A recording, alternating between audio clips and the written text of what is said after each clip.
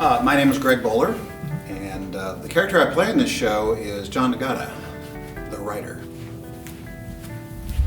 Hi, my name is Haley Northington. I go by she, her pronouns, and I am the lighting designer for Lifespan of a Fact. My name is Anne Marie Hall. I'm she, her, or whatever comes in your head, it's fine by me. And my role, I'm playing Emily Primrose, and she's the runs a big magazine.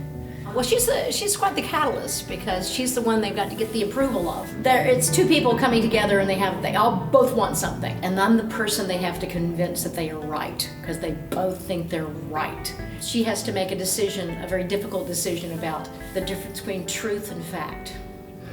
John has a particular view about essays. Essentially, he appropriates facts from other people's lives to weave for himself what he calls a deeper, closer, more emotional truth about a story.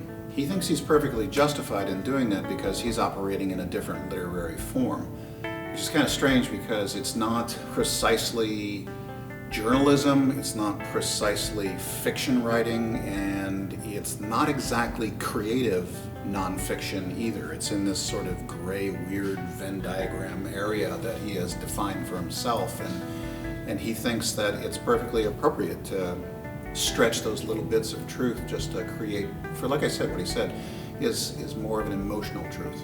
I think the main thing I want people to think and feel as they step into the theater is that they are stepping into these people's lives.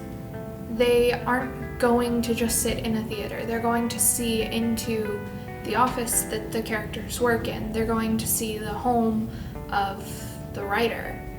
They're not just watching something on a screen, they're being an active participant in it. Everything that I have worked on comes together to create a sense of being there in that moment.